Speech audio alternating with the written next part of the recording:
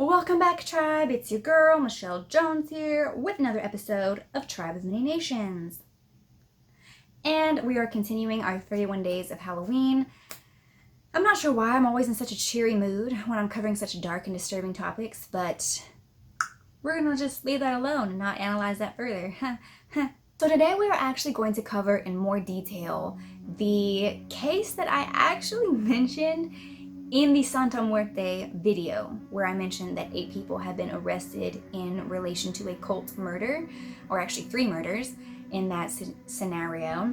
I didn't realize this when I have been planning out the topics I was going to cover each day this month, but I literally had my Santa Muerte video scheduled for earlier in the month, and then without even realizing it, I had already scheduled this case for one of my true crime episodes. And I guess I never made the connection that they were one and the same while filming, but here we go. On March 29th, 2012, 8 people were arrested in relation to 3 ritualistic murders, supposedly having been performed as a human sacrifice to Santa Muerte, who, as we have discussed in the previous video, is the patron saint of death. Now, all 3 of those murders were very ritualistic in nature. They supposedly occurred at a specific ritual location that this cult knew about and created. And the way that the murders took place were definitely occult-like in fashion and hinted at blood magic and human sacrifice. So Silvia Meraz, again, I butcher everyone's name, and her son Ramon Meraz were the leaders of this violent cult, and most of the members of the cult were actually either related to, by blood or by marriage to the 2 leaders. Sons, daughters, cousins, aunts, uncles, things like that. So most of the people that were involved in this cult were family. So the investigation and the detectives and the law enforcement that were in charge of the investigation really turned their eyes towards the Meraz family when a man reported that his 10-year-old son had been missing for a while. Now, the son's name was Jesus Yanez. I'm, again, probably butchering the last name, but anyway. And he was unfortunately one of the victims who were very sadistically murdered in the delusional sacrifice to Santa Muerte. Now, the second victim was another 10-year-old boy by the name of Martin Rios. And the third victim, who actually I believe was murdered first, so I believe that she was murdered before the 2 boys, went by the name of Cleotilde Romero. And she was an older woman.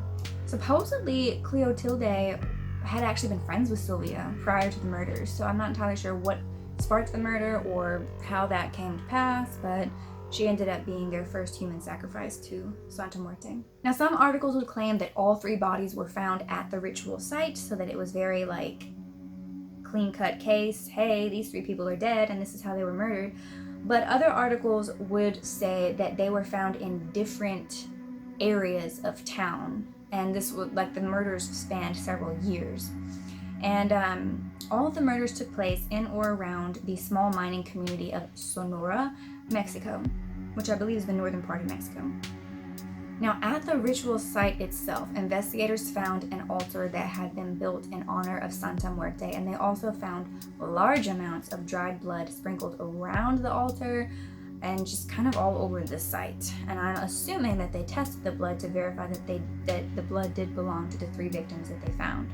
Now, if the other articles are correct in that the killings spanned several years and that the bodies had been discovered in different locations, the one thing that did link them was the MO, or the way that they were killed. Modus operandi.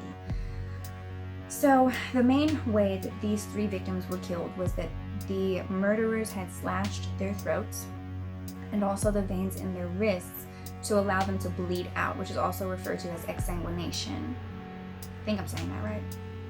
Anyway, the cult members allowed their victims to bleed out into containers and then used the containers of blood in a ritual where they sprinkled it around the altar, basically a human blood sacrifice.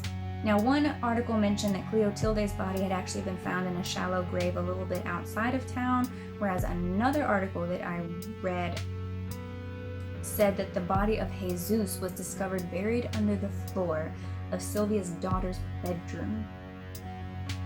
First off, I'm not sure how that didn't smell really, really badly. And second off, why?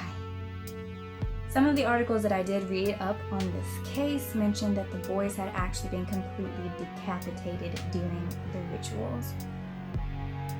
Now, once the 8 cult members were arrested and taken away into custody, the age-old question had to be asked: why? Why would you kill these people? Why would you do such a thing? And supposedly, Silvia Meraz stated that she believed wholeheartedly that the Saint of Death, or Santa Muerte, would bestow money and favor upon her and her cult if she gave Santa Muerte these people's lives and their blood. Now, this type of delusion is very common among cults, especially if the cults have any kind of religious icons whatsoever. For some reason, somewhere along the line, the cult leader, maybe a couple of the cult members, get it into their head that their religious deity or icon that they're following suddenly chooses them as some kind of special messenger and someone who is above the law and someone who has been chosen to offer up sacrifices and things like that. And at first, it usually starts with small offerings, like, what normal devotees of Santa Muerte do, which is like offerings of money or candles or incense or food and alcohol, things like that. And then somewhere along the line, it turns into a very twisted, well, hey, these things haven't worked so far, so let me give the ultimate sacrifice. Let me give her blood, human lives. While this case is by no means the first cult murder case in Mexico, it was definitely one of the first that was so very publicized in America, which unfortunately one of the most frustrating things about foreign affairs being publicized in America is that nobody seems to give a crap about getting the details right. Most of the American articles and things I found about this case were all over the place with the details. Okay, were the bodies found at the ritual site or were they not?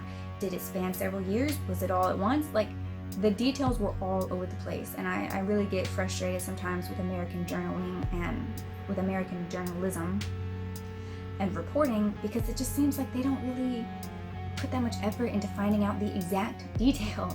Now, I mentioned in the Santa Muerte video that this case involved a cult that was predominantly made up of one family, and as I've mentioned in that video as well, it is usually much easier for the cult leaders to keep control of their cult members and in essence brainwash their cult members into believing the same twisted dogma and belief system if they are raised up into it or if they are relatives tied with blood, because for some reason blood remains thicker than water.